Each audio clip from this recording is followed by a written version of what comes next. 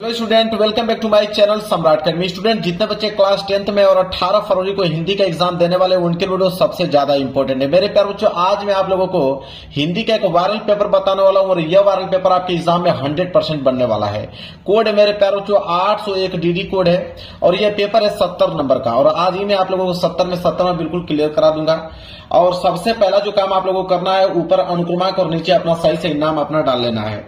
इस पेपर को हल करने के लिए आपके पास जो समय दिया गया है 3 घंटे 15 मिनट। 3 घंटे 15 मिनट के अंदर इस क्वेश्चन पेपर को सॉल्व करना होगा। नीचे जब आप पढ़ोगे मेरे प्यारे, तो नीचे आप लोगों को निर्देश देखने को मिलेगा। पहला निर्देश बोला है कि प्रारंभ के 15 मिनट परीक्षार्थियों को प्रश्न पत्र पढ़ने के लिए निर्धारित है। कहने का मतलब मेरे प्यारे बच्चों कि 15 मिनट आपको टाइम दिया जाएगा इस क्वेश्चन पेपर को पढ़ने के लिए और 3 घंटे में इस क्वेश्चन पेपर को सॉल्व करना होगा।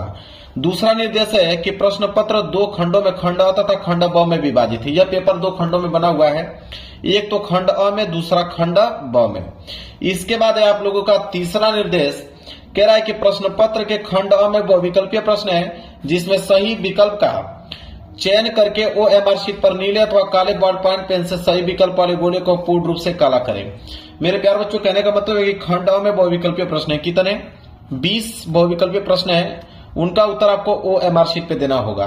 आप नीले पेन का यूज कर सकते हो या काले पेन का यूज कर सकते हो रखने के लिए। पेन आपका बॉल पॉइंट पेन होना चाहिए, जेल वाली पेन का इस्तेमाल नहीं करना है। इसके बाद है आप लोगों का चौथा निर्देश, कह रहा है कि खंड अ में बहुविकल्पीय प्रश्न है तो प्रत्येक प्रश्न के लिए 1 अंक निर्धारित है। कह रहा है कि एक प्रश्न 1 नंबर के लिए बहुविकल्पीय प्रश्न है, तो आपके पास 20 बहुविकल्पीय प्रश्न रहेंगे। कितने नंबर के लिए? 20 नंबर के लिए खंड अ में। इसके बाद अगला निर्देश कह रहा है कि प्रश्न पत्र के खंड अ के प्रश्न हेतु 1 घंटा तथा खंड ब के प्रश्नों को हल करने हेतु 2 घंटे का समय निर्धारित है। कह रहा है कि खंड अ जिसमें 20 बहुविकल्पीय प्रश्न हैं उनको हल करने के लिए 1 घंटे का समय दिया गया। मेरे प्यारे बच्चों, 5 मिनट के अंदर सारे के सारे ऑब्जेक्टिव क्वेश्चन कर डालोगे। बाकी जितना भी समय आपके पास बचेगा पूरा का पूरा खंड ब में लगा दीजिएगा हल करने के लिए, क्योंकि पूरा का पूरा सोल्यूशन बताने वाला हूं इस वीडियो में। लास्ट निर्देश है कि प्रत्येक प्रश्न के सम्मुख उनके निर्धारित अंक दिए गए। मतलब हर एक प्रश्न के आगे लिखा मिलेगा कि वो प्रश्न 1 नंबर का है कि 2 नंबर का है कि 4 नंबर का है कि 6 नंबर का है। जितना भी नंबर का कोई भी प्रश्न होगा उसके सामने लिखा हुआ मिलेगा। तो मेरे प्यारे बच्चों, यह था निर्देश पूरा डिटेल में मैंने पढ़ के आप लोगों को बता दिया। पेपर आप लोगों का इधर से स्टार्ट हो रहा है, मैं पेपर आप लोगों को दिखाता हूं। देखिए मेरे प्यारे बच्चों, पेपर यहां से स्टार्ट है आप लोगों का खंड अ। खंड अ में बहुविकल्पीय प्रश्न पूछा जाएगा जिसे हम लोग वस्तुनिष्ठ प्रश्न कहते हैं। 20 ऑब्जेक्टिव क्वेश्चन रहेगा इसमें। और पहला ही प्रश्न देखिए कितना सिंपल है, यहीं पे याद कर लोगे, यहीं पे याद करा दूंगा आप लोगों को बैठे बैठे। अब बस आप एक बार देखिए, बोला है कि उपन्यास भूले बिसरे चित्र के लेखक हैं। अब मेरे प्यारे बच्चों, उपन्यास भूले बिसरे चित्र के लेखक कौन है? 4 ऑप्शन आपके पास है, प्रेमचंद्र जी, भगवती चरण वर्मा, यशपाल वृंदावन लाल वर्मा जी। इन्हीं चारों में से कोई ना कोई एक ऑप्शन सही होगा और ओएमआर शीट में आपको रखना होगा। तो उपन्यास भूले बिसरे चित्र के लेखक कौन है मेरे प्यारे बच्चों? आपको भी मालूम है कौन है? भगवती चरण वर्मा जी हैं। और यहाँ पे बी वाला जो है बिल्कुल राइट आंसर हो जाएगा। कौन? भगवती चरण वर्मा जी हैं। उपन्यास भूले बिसरे चित्र के लेखक भगवती चरण वर्मा जी, याद रखिएगा, क्योंकि 20 में 20 ऑब्जेक्टिव हमें सही चाहिए। वहीं अगर हम बात करें दूसरे प्रश्न को लेकर, दूसरा प्रश्न है कि कलम का सिपाही के लेखक हैं। तो कलम के सिपाही के लेखक इन चारों ऑप्शनों में से कौन है मेरे प्यारे बच्चों? तो कलम के सिपाही के लेखक हैं अमृत राय जी। कौन है? अमृत राय जी हैं। और पहला वाला ही ऑप्शन जो है बिल्कुल राइट आंसर हो गया, अमृत राय। कितना सिंपल प्रश्न दिया है, यही पे याद कर लोगे और बहुत इंपॉर्टेंट है। वहीं अगर हम बात करें तीसरे प्रश्न को लेकर मेरे प्यारे बच्चों, तीसरा है कि ध्रुव स्वामिनी नाटक के लेखक हैं। तो ध्रुव स्वामिनी नाटक के लेखक इन चारों ऑप्शन में से जो देख रहे हो कौन है? तो ध्रुव स्वामिनी नाटक के लेखक सबको मालूम है कौन है? जयशंकर प्रसाद जी हैं। और बी वाला ऑप्शन जो होगा मेरे प्यारे बच्चों बिल्कुल राइट आंसर हो जाएगा, बी वाला, जयशंकर प्रसाद जी। तो ध्रुव स्वामिनी नाटक के लेखक जयशंकर प्रसाद जी। आगे बढ़ेंगे और चौथा प्रश्न देखिए क्या पूछा हुआ है। चौथा प्रश्न दिया हुआ है अर्धनारीश्वर के लेखक हैं। यह भी प्रश्न बहुत ज्यादा इंपॉर्टेंट है। तो अर्धनारीश्वर के लेखक इन चारों ऑप्शन में से कौन है? वह है आपके विष्णु प्रभाकर जी। कौन है? विष्णु प्रभाकर जी हैं। पहला वाला ऑप्शन जो है इसका राइट आंसर हो जाएगा। आगे बढ़ते हैं मेरे प्यारे बच्चों और अगला प्रश्न देखेंगे। तो प्रश्न नंबर यहाँ पे आपका 5वां, प्रश्न नंबर 5वां है गोदान किस युग का उपन्यास है? तो गोदान किस युग का उपन्यास इन चारों ऑप्शन से बताना है। तो गोदान किस युग का उपन्यास है मेरे प्यारे बच्चों? शुक्ल युग का। किस युग का? शुक्ल युग का उपन्यास है। और पहला वाला ऑप्शन इस प्रश्न का राइट आंसर हो जाएगा। समझ में आ रहा है आप लोगों को? आगे बढ़ेंगे और अगला प्रश्न देखेंगे, प्रश्न नंबर 6। देखिए प्रश्न नंबर 6 है मेरी आत्मकथा जीवन के लेखक हैं। तो मेरी आत्मकथा जीवन के लेखक इन चारों ऑप्शन में से कौन है मेरे प्यारे बच्चों? वह है आपके डॉक्टर राजेंद्र प्रसाद जी। कौन है? डॉक्टर राजेंद्र प्रसाद जी। मेरी आत्मकथा जीवन के लेखक डॉक्टर राजेंद्र प्रसाद। है ना सिंपल, याद होता जा रहा है आप लोगों को, भूलिएगा मत मेरे प्यारे बच्चों, क्योंकि 20 में 20 ऑब्जेक्टिव क्वेश्चन करके आने हैं आपको। सातवां है कि कृति कंकाल के लेखक हैं। तो कृति कंकाल के लेखक इन चारों ऑप्शन में से कौन है? तो कृति कंकाल के लेखक हैं जयशंकर प्रसाद जी। कौन है? जयशंकर प्रसाद जी हैं। और very very most important question है मेरे प्यारे बच्चों, तो कंकाल के लेखक कौन है? जयशंकर प्रसाद जी। तो सातवें का ए जो है वो राइट आंसर हो जाएगा। ठीक है मेरे प्यारे बच्चों, तो कंकाल के लेखक है जयशंकर प्रसाद। इनकी और महत्वपूर्ण कुछ रचना है, मैं बता देता हूं, जो एग्जाम में आ जाता है कभी कभी। तो जैसे जयशंकर प्रसाद की अगर हम बात करें, तो कंकाल तो आपका हो ही गया। एक होता है मेरे प्यारे बच्चों आकाशदीप, ये भी बहुत इंपॉर्टेंट है, इनको आप लिख के याद कर लीजिएगा, आकाशदीप। ठीक है, आकाशदीप जो है वो बहुत ज्यादा इंपॉर्टेंट है। और अगर हम बात करें तो कमायनी भी उन्हीं की है। कौन? कमायनी। कामायनी भी मेरे प्यारे बच्चों किनकी है? जयशंकर प्रसाद जी की ही है। इसके बाद तितली भी, इरावती भी, ये जो है इनके मोस्ट इंपोर्टेंट है, जो एग्जाम में पूछे जाते हैं। और एक ध्रुव स्वामिनी भी है जो कि बहुत इंपॉर्टेंट है मेरे प्यारे बच्चों, ध्रुव स्वामिनी। ध्रुव स्वामिनी, ठीक है, पूछता है ध्रुव स्वामिनी के लेखक कौन है? तो जयशंकर प्रसाद। ध्रुव स्वामिनी नाटक है। तो आकाशदीप, कमायनी, तितली, ध्रुव स्वामिनी, ये कुछ मोस्ट इंपोर्टेंट है जयशंकर प्रसाद जी का, जो कि मैं यहीं पे क्लियर कर दिया हूं ताकि आपको याद हो जाए। इसमें बोला था कृति कंकाल के लेखक तो जयशंकर प्रसाद जी, और ये इनकी महत्वपूर्ण कुछ यहाँ पे मैंने रचना बता दिया है ताकि आप याद कर लो। चलिए प्रश्न नंबर 7वां क्लियर हो गया। चलिए मेरे प्यारे बच्चों, प्रश्न नंबर 8वां देखिए। प्रश्न नंबर 8वां क्या है? कह रहा है कि रस मीमांसा के लेखक हैं। तो रस मीमांसा के लेखक इन चारों ऑप्शनों में से कौन है मेरे प्यारे बच्चों? तो रस मीमांसा के लेखक कौन है? आचार्य रामचंद्र शुक्ल जी। कौन है? आचार्य रामचंद्र शुक्ल जी। पहला वाला ऑप्शन जो है बिल्कुल राइट आंसर हो जाएगा। आचार्य रामचंद्र शुक्ल की कुछ और मैं आप लोगों को रचनाएं बता देता हूँ, निबंध बता देता हूँ, जिसमें से एक इनकी निबंध बहुत महत्वपूर्ण है, चिंतामणि। पूछता है एग्जाम में, इनको याद कर लीजिएगा, चिंतामणि। ठीक है, चिंतामणि इनकी निबंध है मेरे प्यारे बच्चों। तो आचार्य राम शुक्ल की निबंध जो महत्वपूर्ण वो चिंतामणि है। रस मीमांसा आपको मालूम चल गया, रस मीमांसा एक आलोचना है।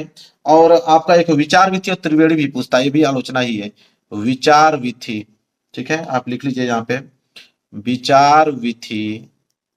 और एक आपका है त्रिवेणी, मैं यहीं पे लिख देता हूं ताकि आप याद कर पाओ अच्छे से, एक भी नंबर कटना नहीं चाहिए आप लोगों का। तो ये इनके महत्वपूर्ण, ये निबंध ये आपका निबंध है, ये आपका आलोचना है, दोनों विचार भी थी और त्रिवेणी आलोचना है। और रस मीमांसा जो है, तो रस मीमांसा भी मेरे प्यारों क्या है यहाँ पे, वो भी आलोचना ही है। तो क्लियर हो गया, रस मीमांसा के लेखक आचार्य रामचंद्र शुक्ल जी है, महत्वपूर्ण तीनों मैंने बता दिया, उनको याद कर लीजिएगा। वहीं आगे अगर हम बात करें तो प्रश्न नंबर 9 देखिए। प्रश्न नंबर 9 क्या दिया हुआ है कि गुलाब राय द्वारा रचित आत्मकथा कौन सी है? तो गुलाब राय द्वारा रचित आत्मकथा इन चार ऑप्शन में से कौन है? तो गुलाब राय द्वारा रचित आत्मकथा कौन सी इन चार ऑप्शन में से मेरे प्यारे बच्चों? तो वो आप लोग की मेरी जीवन प्रवाह, कि मन की बातें, कि मेरी असफलताएं, कि नई पौधे। बताइए इन चारों ऑप्शन में से कौन सा ऑप्शन सही होगा? तो गुलाब राय द्वारा रचित आत्मकथा कौन सी है? मेरी असफलताएं। मेरे प्यारे बच्चों सी वाला ऑप्शन जो है बिल्कुल राइट आंसर हो जाएगा। कौन? मेरी असफलताएं। एक और इनकी रचना जो बहुत ज्यादा इंपोर्टेंट है, पूछा जाता है एग्जाम में, ठलुआ क्लब। क्या पूछा जाता है? ठलुआ क्लब। ठलुआ क्लब, ये भी बहुत ज्यादा इंपॉर्टेंट है मेरे प्यारे बच्चों, इसको याद कर लिया, ये भी निबंध है। पूछता है कि ठलुआ क्लब निबंध के लेखक कौन है? तो गुलाब राय जी हैं। ठीक है, ये याद रखिएगा, बहुत ज्यादा इंपॉर्टेंट है। और मेरी असफलता निबंध के लेखक भी गुलाब राय जी हैं। तो ये दोनों ही एग्जाम के दृष्टिकोण से एग्जाम में पूछा जाता है, यही दोनों पूछा ही जाता है गुलाब राय जी का। ठीक है, आगे बढ़ते हैं, अगला देख लीजिए, प्रश्न नंबर 10वां। प्रश्न नंबर 10वां क्या है कि निम्न में से रीति काल की काल अवधि है। तो रीति काल की काल अवधि कितनी मानी जाती है मेरे प्यारे बच्चों? तो 1643 ईस्वी से लेकर 1843 ईस्वी तक। ए वाला ऑप्शन जो है बिल्कुल राइट आंसर हो जाएगा। चलिए यहीं पे मैं सारे काल अवधि को दोहरा देता हूं, आप लोग नोट कर लो, यहीं पे मैं दोहरा देता हूं सारे काल अवधि को। एक होता है शुक्ल युग, पूछता है कि शुक्ल युग की काल अवधि। ठीक है, शुक्ल, दो बार मैंने शुक्ल लिख लिया, शुक्ल युग। ठीक है, तो शुक्ल युग की काल अवधि पूछा जाता है, जो कि मेरे प्यारों जो होता है 1919 से लेकर 1938 तक। शुक्ल युग की काल अवधि कितनी मानी जाती है? 1919 से लेकर 1938 तक। दूसरा पूछा जाता है मेरे प्यारों जो शुक्ल उत्तर युग। शुक्ल उत्तर युग, शुक्लोत्तर युग पूछा जाता है। शुक्लोत्तर की काल अवधि कितनी मानी जाती है मेरे प्यारे बच्चों? तो 1938 से लेकर 1947 तक। ठीक है, यहाँ पे क्लियर हो गया, शुक्ल युग शुक्लोत्तर युग। और पूछा जाता है अगला, ठीक है, एक तो रीतिकाल का पूछा जाता है तो 1643 से लेकर 1843 तक। और एक पूछा जाता है मेरे प्यारों बच्चों आधुनिक काल का, मैं यहीं पे लिख देता हूं, कहीं नोट कर लीजिए आप लोग। आधुनिक काल का, कि आधुनिक काल की काल अवधि बताइए। तो आधुनिक काल कितना माना जाता है मेरे प्यारों बच्चों? तो यहाँ पे लिख लीजिए 1843 से लेकर 1843 से लेकर वर्तमान तक, अभी तक 2024 तक जो काल अवधि चली आ रही है उसे बोलते हैं आधुनिक काल की काल अवधि। तो चारों मैंने बता दिया, यही चारों पूछे जाते हैं, इसके अलावा नहीं पूछा जाता है अगर हम काल अवधि की बात करें तो। तो क्लियर है मेरे प्यारों, प्रश्न नंबर 10वां यहाँ पे समझ में आ गया आप लोगों को। आगे बढ़ते हैं, अगला प्रश्न देखिए, प्रश्न नंबर 11। देखिए प्रश्न नंबर 11 क्या बोला है यहाँ पे, कह रहा है कि हास्य रस का अस्थाई भाव क्या है? तो हास्य रस का अस्थाई भाव मेरे प्यारों हास होता है। क्या होता है? हास होता है। तो हास्य रस का स्थायी भाव हास होता है, सिंपल, इसमें क्या ही करना है। इसके बाद 12वां प्रश्न क्या पूछा गया है कि हे खग मृग हे मधुकर श्रेणी, तुम देखी सीता मृग नैनी में कौन सा रस है? यह पंक्ति दिया हुआ है कि हे खग मृग हे मधुकर श्रेणी, तुम देखी सीता मृग नैनी, इसमें कौन सा रस का प्रयोग किया गया है? तो इसमें करुण रस का प्रयोग किया गया मेरे पास। तो ये करुण रस का उदाहरण है कि हे खग मृग हे मधुकर श्रेणी, तुम देखी सीता मृग नैनी। ठीक है, चलिए आगे देख लेते हैं, प्रश्न नंबर 13। कह रहा है कि रोला के प्रत्येक चरण में कितनी मात्राएं होती हैं? तो रोला के प्रत्येक चरण में कितनी मात्राएं होती है मेरे पास? तो 24 मात्राएं होती है प्रत्येक चरण में उसके, इसलिए सी वाला ऑप्शन जो होगा वो बिल्कुल राइट आंसर हो जाएगा। क्लियर है, चलिए आगे आगे देखते हैं। अगला प्रश्न मेरे प्यारे बच्चों, प्रश्न नंबर 14, कि राजा रानी में कौन सा समास है? जब भी इस प्रकार का प्रश्न आ जाए कि राजा रानी में कौन सा समास में है, बीच में क्या है? योजक चिन्ह, इसको क्या बोलते हैं? योजक चिन्ह। और योजक चिन्ह को हटाएंगे तो ये होता है मेरे प्यारे बच्चों और, क्या होता है? और का। तो अगर इसका समास विग्रह कर देता तो क्या हो जाता? राजा और रानी। तो राजा और रानी कौन सा समास है? तो द्वंद्व समास है, क्योंकि द्वंद्व समास में ही और लगाकर उसका समास विग्रह किया जाता है। तो द्वंद्व समास है सिंपल, पहला वाला ऑप्शन जो है बिल्कुल राइट आंसर हो गया। क्लियर है मेरे प्यारे बच्चों, प्रश्न नंबर 14 भी आपको समझ में आ गया। चलिए अगले प्रश्न की तरफ बढ़ते हैं, प्रश्न नंबर 15 की तरफ। चलिए अगला प्रश्न देखिए, प्रश्न नंबर 15 मेरे प्यारे बच्चों क्या है? प्रश्न नंबर 15 बोला है कि अग्नि का पर्यायवाची है। तो अग्नि का पर्यायवाची चारों ऑप्शन में से कौन है? अनल, तो अनल तो होता ही है, पावक भी होता है, आग भी होता है, दहन भी होता है। ठीक है, तो अग्नि का पर्यायवाची शब्द उपयुक्त सभी, मतलब तीनों होता है, क्योंकि यहाँ पे तीनों है, अनल भी होता है, पावक भी होता है, आग भी होता है, इसलिए उपयुक्त सभी जो है इस प्रश्न का राइट आंसर हो जाएगा मेरे प्यारे बच्चों। क्लियर है, चलिए और एक ट्रिक बता देता हूं कि कभी भी इस तरह का ऑप्शन दिया है जिसमें से बोला उपयुक्त सभी, अगर आपको नहीं आ रहा है इस प्रश्न का आंसर, तो उपयुक्त सभी पे ही आप क्लिक करके चले आओगे, 98% केस में बिल्कुल आंसर सही होता है। क्या कर दोगे? उपयुक्त सभी। क्लियर है, चलिए प्रश्न नंबर यहाँ पे देखिए 16वां क्या है, बोला कि शिक्षक के साथ एक शिष्य भी आता है और एक के नीचे अंडरलाइन किया गया, बताना कि एक है क्या? तो एक जो मेरे प्यारे बच्चों है ना, वो आपका विशेषण है, संख्यावाचक है मेरे प्यारे बच्चों, और पुल्लिंग है और एक वचन है। और यहाँ पे निजवाचक, तो आपको मालूम है कि एक जो है नंबर संख्या का ही यहाँ परिणाम है, तो इसलिए गलत हो जाएगा। यहाँ प्रश्नवाचक है तो इसलिए गलत हो जाएगा, क्योंकि एक जो है वो संख्या को ही डिनोट करता है मेरे प्यारे बच्चों, नंबर को, तो इसलिए विशेषण है, संख्यावाचक है, पुल्लिंग तो ही है, और एक है तो इसलिए एक वचन है, सिंपल। तो सी वाला ऑप्शन जो होगा बिल्कुल राइट आंसर हो जाएगा। है ना सिंपल, समझ में आ रहा आप लोगों को? चलिए मेरे प्यारे बच्चों अगले प्रश्न की तरफ बढ़ लेते हैं। प्रश्न नंबर देखिए 17वां, प्रश्न नंबर 17 देखिए क्या यहाँ पे पूछा गया है, पूछा है कि रूपसी तेरा घन केस पास, रूपसी तेरा घन केस पास में अलंकार है, मतलब इसमें किस अलंकार का प्रयोग किया गया है, किस अलंकार का उदाहरण है मेरे प्यारे बच्चों? रूपसी तेरा घन केस पास, तो यह उत्प्रेक्षा अलंकार, किसका? उत्प्रेक्षा अलंकार का उदाहरण है। सी वाला ऑप्शन जो होगा बिल्कुल राइट आंसर हो जाएगा मेरे प्यारे बच्चों। क्लियर है, समझ में आ रहा आपको? प्रश्न नंबर 18 देखिए क्या है, बोला है कि जो व्यक्ति परिश्रमी होता है वह अवश्य सफल होता है। तो जो व्यक्ति परिश्रम होता है, मतलब परिश्रमी होता है, वह अवश्य सफल होता है। बोला है कि वाक्य का सरल वाक्य के रूप में होगा। अगर इसको सिंपल सेंटेंस में, अगर सरल वाक्य के रूप में अगर हम बोलना चाहेंगे इस सेंटेंस को, तो कैसे बोलेंगे? तो इसका राइट आंसर हो जाएगा मेरे प्यारे बच्चों बी वाला, क्योंकि हम लोग यही नहीं कहेंगे कि परिश्रम व्यक्ति अवश्य सफल होता है। जो परिश्रम करने वाला व्यक्ति होता है वो एक दिन ना एक दिन जरूर सफल होता है, यह है इसका सिंपल सेंटेंस। क्लियर है, चलिए आगे बढ़ते हैं, प्रश्न नंबर 19 देख लीजिए क्या है। प्रश्न नंबर 19वां मेरे प्यार बच्चों है कि आओ अब चलते हैं। आओ अब चलते हैं वाक्य का भाववाच्य रूप होगा। भाव के रूप में, अगर भाव के रूप में अगर इस वाक्य को हमें व्यक्त करना हो कि आओ अब चलते हैं, तो इसको कैसे हम लोग भाव में व्यक्त करेंगे? तो लिखेंगे कि आओ अब चला जाए। आओ अब चला जाए, भाव के रूप में उसे इस प्रकार हम व्यक्त कर पाएंगे कि आओ अब चला जाए। क्लियर है? प्रश्न नंबर 19 भी समझ में आ गया आप लोगों को?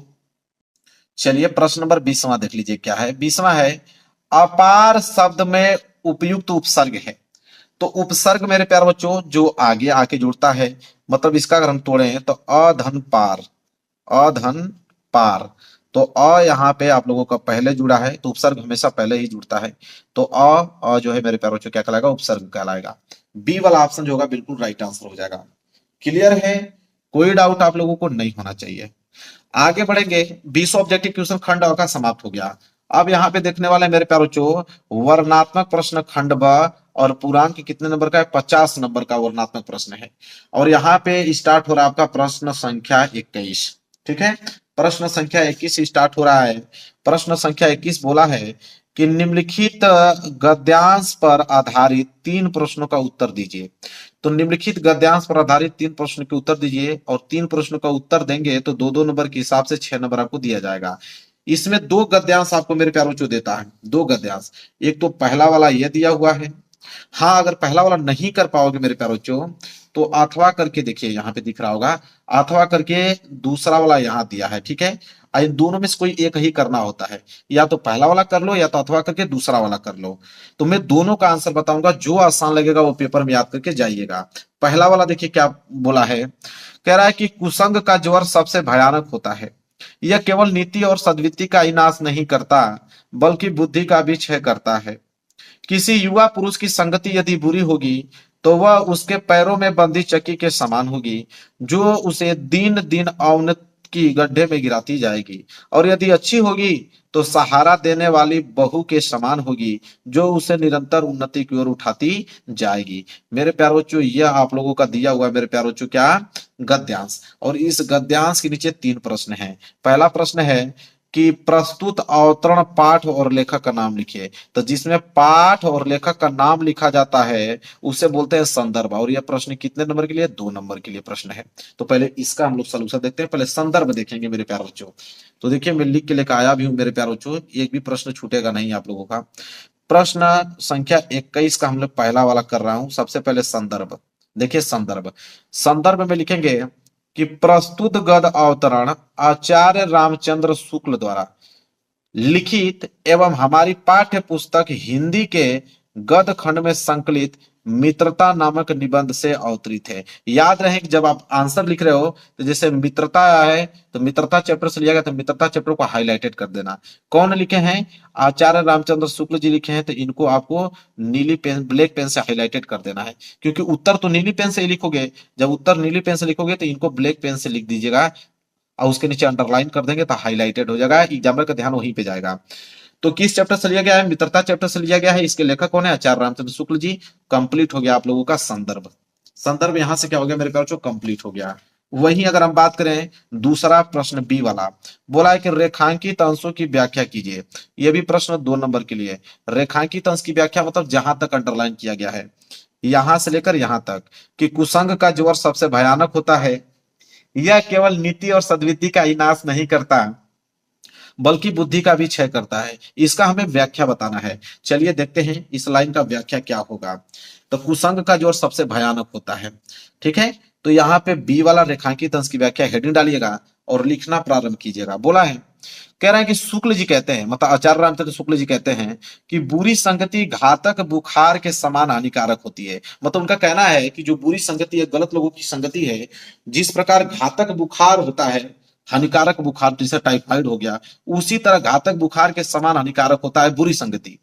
जिस तरह कोई व्यक्ति यदि भयानक ज्वर से ग्रसित होकर, मतलब ग्रसित हो, तो वह ज्वर उसके शरीर और स्वास्थ्य को नष्ट कर देता है तथा कभी कभी प्राण भी ले लेता है, उसी प्रकार बुरी संगति हमारे नैतिकता, सदाचार, मन तथा बुद्धि को भी नष्ट कर देता है। कहने का मतलब वो कह रहे हैं शुक्ल जी कि भाई देखो, बुरी संगति जो है वो घातक बुखार के समान हानिकारक है। जिस प्रकार घातक बुखार अगर किसी व्यक्ति को हो जाए, टाइफाइड वगैरह, तो वह बुखार मनुष्य को धीरे धीरे स्वास्थ्य को नष्ट कर देता है। कभी कभी अगर ज्यादा बुखार हो जाए तो कभी कभी प्राण भी ले लेता है।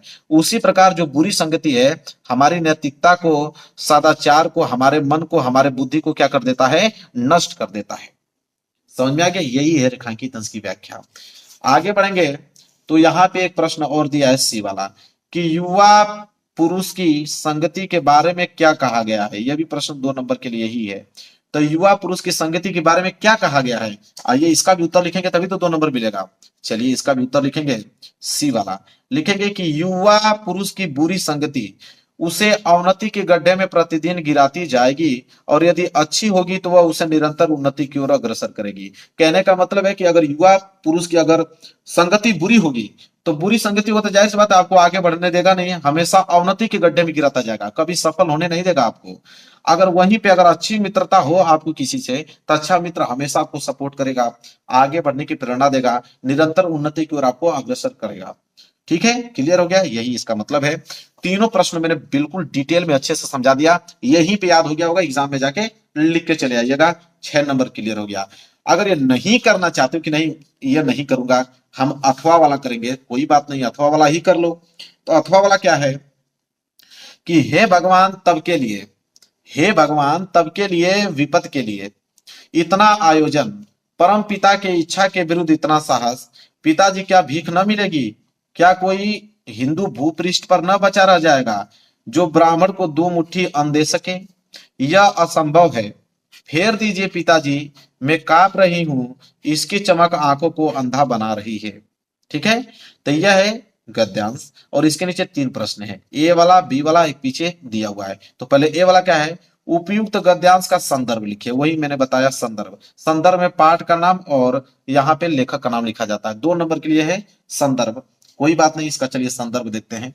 संदर्भ कैसे लिखेंगे देखिए, तो अथवा, देखिए मैं लिखा हूं अथवा वाला और ए वाला संदर्भ। संदर्भ में लिखेंगे प्रस्तुत गद्य अवतरण हमारी पाठ्य पुस्तक हिंदी के गद्य खंड में संकलित ममता नामक कहानी से उद्धृत है और इसके लेखक जो हैं छायावादी युग के प्रवर्तक कौन, श्री जयशंकर प्रसाद जी हैं। मैंने फिर से बताया कि किस पाठ से लिया गया है, ममता पाठ को ब्लैक पेन से लिख के हाईलाइटेड कर दीजिएगा। इसके लेखक कौन है, तो छायावादी युग के प्रवर्तक कौन, जयशंकर प्रसाद जी हैं। तो जयशंकर प्रसाद जी को भी आप लोगों को हाईलाइटेड कर देना है ताकि एग्जामिनर का ध्यान यहीं पे जाए। यही 2 चीज तो एग्जामिनर देखता है, यहाँ पे लेखक का नाम देखता है और किस चैप्टर से लिया गया वही देखता है, बस संदर्भ में और कुछ देखता ही नहीं है। क्लियर है? चलिए 2 नंबर यहां से क्लियर हो गया। आगे बढ़ेंगे तो बी वाला प्रश्न है कि गद्यांश के रेखांकित अंश का भाव स्पष्ट कीजिए। अभी प्रश्न 2 नंबर के लिए व्याख्या बताना मेरे प्यारे बच्चों रेखांकित अंश की, जो अंडरलाइन किया गया कहां तक, यहां से लेकर यहां तक कि परम पिता के इच्छा के विरुद्ध इतना साहस, पिताजी क्या भीख न मिलेगी, क्या कोई हिंदू भूपृष्ठ पर न बचा रह जाएगा। ठीक है, इसका हमें बताना है मेरे प्यारे बच्चों, व्याख्या करना है। कोई बात नहीं, व्याख्या बता देता हूं, लिख लीजिए। 2 नंबर आपके क्या हो जाएंगे, पक्के हो जाएंगे। देखिए व्याख्या किस प्रकार आपको लिखना है। सबसे पहले हेडिंग डालना है रेखांकित अंश की व्याख्या।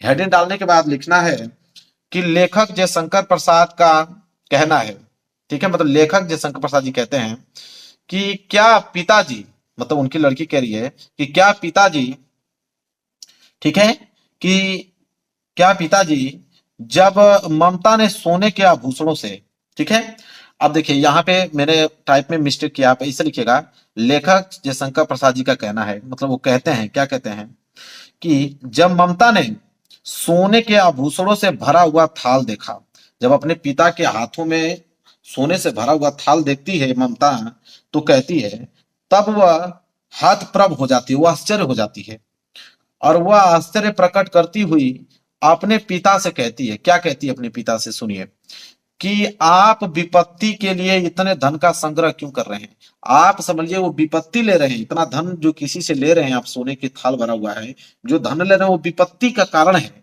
और विपत्ति के लिए इतना धन क्यों इकट्ठा कर रहे हैं।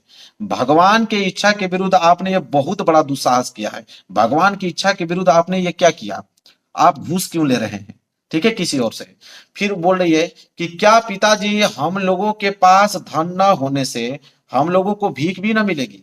वो ममता कह रहे अपने पिता से कि अगर हम लोगों के पास धन नहीं रहेगा तो क्या कोई भीख हम लोगों को नहीं देगा। क्या कोई हिंदू भूमि पर नहीं रह जाएगा जो हम लोगों को दो मुट्ठी अन्न दे सके? क्लियर है? यही इसका व्याख्या है। पूरा हमने डिटेल में बता दिया, यही पे याद हो गया होगा। ठीक है, तो बी वाला प्रश्न भी मैंने करा दिया। एक प्रश्न और सी वाला है, पीछे है, उसे भी करेंगे, वो भी 2 नंबर का है। देखिए मेरे प्यारे, जो सी वाला प्रश्न यहाँ पे है कि ममता द्वारा किस कार्य को ईश्वर के इच्छा के विरुद्ध बताया गया है? तो ममता द्वारा किस कार्य को ईश्वर की इच्छा के विरुद्ध बताया गया? ये भी प्रश्न कितने नंबर के लिए? 2 नंबर के लिए है। इसका भी भाई उत्तर देखना पड़ेगा, तभी तो 2 नंबर मिलेगा। चलिए देख लेते हैं। तो सी वाला लिखेंगे कि अपने पिता के द्वारा शेरशाह से उत्कोच मतलब घूस के रूप में लिए गए सुवर्ण मतलब सोने के सिक्के ममता को परम पिता की इच्छा के विरुद्ध लगा। तो परम पिता की इच्छा के विरुद्ध लगा मतलब भगवान की इच्छा के विरुद्ध ममता को कौन सी बात लगी? तो इसलिए लगी क्योंकि पिताजी ने शेरशाह से घूस के रूप में सोने के सिक्के लिए थे। वही बात परम पिता की इच्छा के विरुद्ध लगा ममता को। क्लियर है? चलिए मेरे प्यारों को हटाता हूं। अब देखेंगे प्रश्न नंबर 22। 21 को मैंने डिटेल में दोनों क्वेश्चन सॉल्व कर दिया है। 21 का जो मन करे वो याद करके जाइए, एग्जाम में लिख के आइए। ठीक है, अब यहां से स्टार्ट होता है प्रश्न नंबर 22। 22 है कि दिए गए पद्यांश पर आधारित 3 प्रश्नों के उत्तर दीजिए। पद्यांश दिया है और पद्यांश भी सेम उतने ही नंबर का होता है, 6 नंबर का। इसमें भी 3 प्रश्न होते हैं और पद्यांश में भी 2 प्रश्न दिया होता है, एक अथवा करके। जैसे एक प्रश्न दिया है ना और एक अथवा करके एक ऑप्शन में दिया है कि अगर पहला वाला नहीं कर पाते हो तो ये वाला कर लीजिएगा, लेकिन मैं दोनों का सलूशन बताता चलूंगा। जो आपका मन करे वो याद करके जाइए एग्जाम में। ठीक है, देखिए क्या है मेरे प्यारों, यहाँ पे पहले हम लोग पद्यांश को पढ़ेंगे। बोला है कि चरण कमल बंदो हरिराई, जाकी कृपया पंगु गिर लय हो, अंधे को सब कुछ दर्शाई, बहिरे सुने गंगू पुनि बोले, रंक चले सिर छत्र धराई, सूरदास स्वामी करुणा में बार बार बंद होती ही पाई। यह मेरे प्यारों जो पद्यांश है, यहां से लेके यहां तक क्या है? पद्यांश है। पद्यांश हमने पढ़ के सुना दिया। उसके नीचे 3 प्रश्न है। पहला है उपयुक्त पद्यांश का संदर्भ लिखिए। अब संदर्भ लिखोगे तो 2 नंबर यहाँ पे मिलेगा आपको। तो चलिए इसका संदर्भ लिखते हैं, लेकिन याद रहे कि यह पद्यांश है तो पद्यांश में संदर्भ के साथ साथ प्रसंग भी लिखा जाता है। प्रसंग क्या होता है मेरे प्यारों को अभी मैं बताऊंगा आप लोगों को आंसर में। देखिए तो सबसे पहले हम लोग लिखेंगे मेरे प्यारों को इसका संदर्भ। ठीक है, देखिए सबसे पहले हम लोग लिखेंगे मेरे प्यारों को संदर्भ 22वां। तो देखिए 22वां का ए वाला हम संदर्भ लिख रहे हैं। संदर्भ में लिखेंगे कि यह पद, क्योंकि गद नहीं है यह पद है इसलिए पद लिखूंगा। यह पद श्री सूरदास द्वारा रचित सूरसागर नामक ग्रंथ से हमारी पाठ्य पुस्तक हिंदी के काव्य खंड में संकलित पद शीर्षक से उद्धृत है। अब मेरे प्यारों चो कौन लिखे हैं? सूरदास जी लिखे हैं। सूरसागर नामक ग्रंथ से लिया गया है। ठीक है, और काव्य खंड में संकलित किस शीर्षक से? पद शीर्षक से लिया गया है। तो इन तीनों को हाईलाइटेड कर दीजिएगा, सूरदास जी को, सूरसागर को और पद शीर्षक को हाईलाइटेड कर दीजिएगा ताकि एग्जामिनर का ध्यान वहीं पे जाए। इसके बाद प्रसंग भी लिखना होता है। प्रसंग का मतलब मेरे प्यारों को यह होता है कि उस पूरे के पूरे पद्यांश में किन चीजों के बारे में बात किया गया है एक शॉर्ट फॉर्म में बताइए, उसे प्रसंग बोलते हैं। तो प्रसंग में लिखेंगे कि इस पद में भक्त कवि सूरदास जी ने श्री कृष्ण की महिमा का वर्णन करते हुए उनके चरणों की वंदना किया है। मतलब इस पूरे के पूरे पंक्ति में सूरदास जी भगवान श्री कृष्ण की चरणों की वंदना करते हैं। ठीक है, अब हम देखेंगे व्याख्या। तो व्याख्या देखने से पहले हम लोग मेरे प्यारों जो देखेंगे यहाँ पे बी वाला प्रश्न। बी वाला प्रश्न वही है ना, रेखांकित अंश की व्याख्या कीजिए। प्रश्न क्या है मैं जूम करता हूं। रेखांकित अंश की व्याख्या कीजिए, मतलब जहां तक अंडरलाइन किया गया है कि बहिरो सुने गंगू पुनि बोले, रंक चले सिर छत्र धराई। इन्हीं दोनों लाइनों का हमें व्याख्या करना है बस। ठीक है, और आपको ये प्रश्न भी कितने नंबर के लिए? 2 नंबर के लिए। 2 नंबर आपको दे दिए जाएंगे मेरे प्यारे बच्चों। चलिए इसका व्याख्या देखते हैं और इसका देखिए व्याख्या किस प्रकार लिखेंगे आप। पहली बात की हेडिंग डालेंगे आप व्याख्या। व्याख्या हेडिंग डालने के बाद मेरे प्यारे बच्चों लिखेंगे कि व्याख्या हेडिंग डालने में लिखेंगे कि भक्त शिरोमणि सूरदास श्री कृष्ण के कमल रूपी चरणों की वंदना करते हैं। कमल रूपी चरणों की क्या करते हैं मेरे प्यारे, जो वंदना करते हैं उनकी चरणों की, और कहते हैं क्या कहते हैं कि इन चरणों का प्रभाव बहुत ही व्यापक है। आपके चरणों का प्रभाव जो बहुत व्यापक है। इन चरणों के अनोखे प्रभाव के कारण बहरा व्यक्ति सुनने लगता है और गूंगा पुनः बोलने लगता है। किसी दरिद्र व्यक्ति पर श्री कृष्ण के चरणों की कृपा हो जाने पर वह राजा बनकर अपने सिर पर राज छत्र धारण कर लेता है। वो कहते हैं सूरदास जी कि भगवान श्री कृष्ण की चरणों की महिमा इतना रंपार है कि अगर जिन उन पे अगर किसी के उनका चरण पड़ गया, ठीक है, कि अनोखे प्रभाव के कारण उनके उनके चरणों के अनोखे प्रभाव के कारण जो बहरा व्यक्ति होता है वो सुनने लगता है और गूंगा पुनः बोलने लगता है। और दरिद्र व्यक्ति क्या करता है, अगर दरिद्र व्यक्ति पर श्री कृष्ण की चरणों की अगर कृपा हो जाती है तो वह राजा बनकर सिर पर राज छत्र धारण कर लेता है। ठीक है, यह है मेरे प्यारों इनकी व्याख्या। क्लियर है? चलिए आगे देखते हैं। एक प्रश्न और दिया है मेरे प्यारों, कौन सा प्रश्न है? सी वाला प्रश्न है। बोला है कि उपयुक्त पंक्तियों में कौन सा अलंकार है, मतलब किस अलंकार का प्रयोग किया गया इस पंक्ति में। और ये भी प्रश्न कितने नंबर के लिए मेरे प्यारों? 2 नंबर के लिए है। तो कौन सा अलंकार का प्रयोग किया गया है, तो हम लोग देखेंगे मेरे प्यारों यहाँ पे कि अलंकार में जो चरण कमल, तो चरण कमल में जो अलंकार है मेरे प्यारे बच्चों, तो चरण कमल में रूपक अलंकार का प्रयोग किया गया है, पुनरुक्ति प्रकाश तथा अन्यत्र अनुप्रास अलंकार का प्रयोग किया गया है। ठीक है, तो यहाँ पे इस पंक्ति में 3 अलंकार का प्रयोग किया गया है, रूपक अलंकार, पुनरुक्ति प्रकाश अलंकार, अन्यत्र अनुप्रास अलंकार। तीनों अलंकारों का प्रयोग किया गया इस पंक्ति में। चलिए मेरे प्यारे बच्चों, क्लियर हो गया। चलिए अगर ये नहीं करना चाहते हो तो नीचे आपको एक दिया ही ऑप्शन है अथवा वाला, तो अथवा वाला कर लेते हैं। उसने तो मैंने कर दिया। अथवा वाला देखिए क्या है।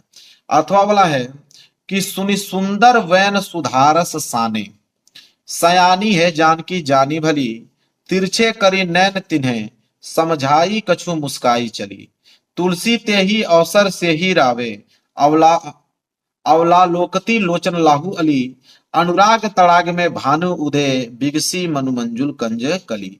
यह पंक्ति मैंने पढ़ लिया मेरे प्यारों। ये आपका पद्यांश है और पद्यांश के नीचे देखिए प्रश्न दिए गए 3, ए बी और एक सी वाला पीछे दिया है। तो ए वाला क्या है कि उपयुक्त पद्यांश का संदर्भ लिखिए। तो चलिए इसका संदर्भ देखते हैं।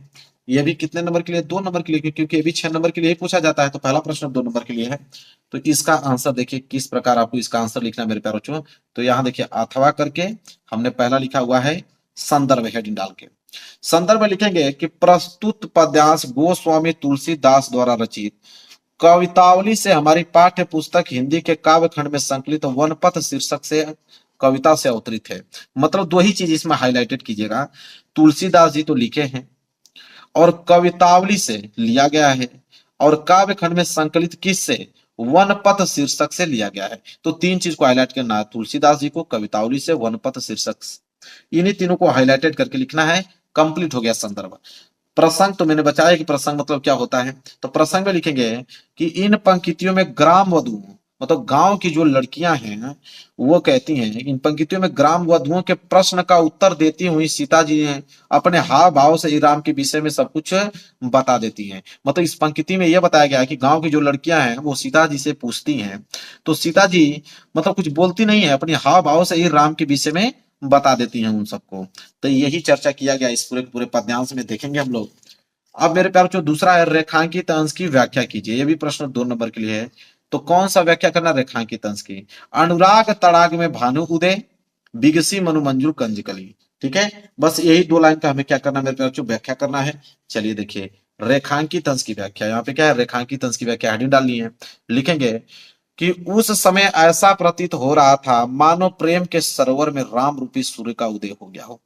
मतलब कि इसका कहने का मतलब यह है कि जब राम आए तो राम को देखकर ग्राम वधुएं ऐसे आश्चर्यचकित हुई, इस प्रकार देख रही थी उनको कि लगा उनको कि मानो प्रेम के सरोवर में राम रूपी सूर्य का उदय हो गया। जिस सूर्य भगवान का चेहरा चमकता है उस प्रकार उनका चेहरा चमक रहा था, उनको ऐसा प्रतीत हुआ। तो यह है व्याख्या मेरे प्यार बच्चों। एक प्रश्न और है पीछे, उसको देख लेते हैं क्योंकि वो भी 2 नंबर का है। देखिए मेरे प्यारो चो सी वाला कह रहा है कि अनुराग तड़ाग तथा मनुमंजुल कंज कली में कौन सा अलंकार है। भी प्रश्न कितने नंबर के लिए? 2 नंबर के लिए मेरे प्यारो चो। तो इनको भी देखेंगे क्योंकि ये भी प्रश्न 2 नंबर के लिए है। तो यहाँ पे हम लोग देखेंगे इसका आंसर। देखिए सी वाला का बोला है कि अनुराग तड़ाग में भानु उदय बिगसी मनुमंजुल कंज कली में।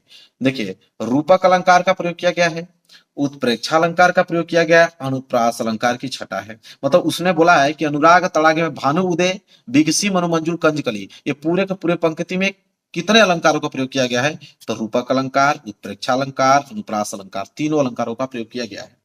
ठीक है, चलिए आगे बढ़ते हैं। 22वां प्रश्न का भी मैंने दोनों बता दिया है डिटेल में, जो मन करे याद करके जाइए, एग्जाम में लिख के आइए। अब हम बात करेंगे मेरे प्यारों जो यहाँ पे प्रश्न संख्या 23। प्रश्न संख्या 23 है कि दिए गए, क्या बोला है यहाँ पे, मैं थोड़ा जूम कर देता हूं, कि दिए गए संस्कृत गद्यांश में से किसी एक का संदर्भ सहित हिंदी में अनुवाद कीजिए। अब संस्कृत का गद्यांश आ गया, और संस्कृत का गद्यांश 5 नंबर के लिए पूछा जाता है मेरे प्यारों। 2 नंबर तो संदर्भ के लिए पूछा जाता है, और 3 नंबर इसका हिंदी में अनुवाद के लिए पूछा जाता है। Total 5 number. इसमें भी 2 देता है। एक तो पहला वाला आपको दे ही रखा है यहां तक, ये आपका पहला वाला है। मैं जहां तक अंडरलाइन कर रहा हूं, इसको घेर रहा हूं, ये पहला वाला है। या तो पहला वाला कर लीजिए, पहला वाला नहीं आ रहा है तो अथवा करके एक ऑप्शन और आपको दिया है यहां से, यह वाला कर लीजिए। यह है मेरे प्यारों जो संस्कृत के क्या है मेरे प्यारों जो गद्यांश है, और इन संस्कृत के गद्यांशों में से दोनों में से कोई एक करोगे 5 नंबर दिया जाएगा। मैं दोनों का आंसर बताऊंगा आपको, पहले इसका बताने वाला हूं। ऐसा नगरी भारतीय संस्कृति संस्कृत पाश्चात्य केंद्रमस्ति, इसका वाला पहले वाला का बता रहा हूं, देखो इसका वाला यहां से लेके यहां तक है। इसका पहले मैं संदर्भ बताऊंगा मेरे प्यारे बच्चों। इसमें भी प्रसंग आता है, तो संदर्भ प्रसंग, इसके बाद हिंदी में अनुवाद करेंगे इसका। तो इसका आंसर देख लीजिए 23वें का। तो देखिए मेरे प्यारे बच्चों, इसका आंसर है 23वां। 23वां का सबसे पहले हम लोग लिखेंगे संदर्भ। संदर्भ में लिखेंगे कि प्रस्तुत गद्यांश हमारी पाठ्य पुस्तक हिंदी के संस्कृत खंड के वाराणसी पाठ से उद्धृत है। मतलब देखिए, पहली बात तो संस्कृत खंड से लिया गया है, हिंदी के संस्कृत खंड से लिया गया है, और किस चैप्टर से, वाराणसी चैप्टर से लिया गया, वाराणसी पाठ से उद्धृत है। इसके बाद प्रसंग तो आप जानते हो किसे कहते हैं। प्रसंग में लिखेंगे कि इस गद्यांश में वाराणसी की ऐतिहासिकता तथा अवस्थिति के विषय में बताया गया है। मतलब इस पूरे के पूरे गद्यांश की अगर हम बात करें तो इस गद्यांश में वाराणसी की ऐतिहासिकता के बारे में बताया गया है और उसके अवस्थिति के विषय में बताया गया है। अब हम अनुवाद देखेंगे।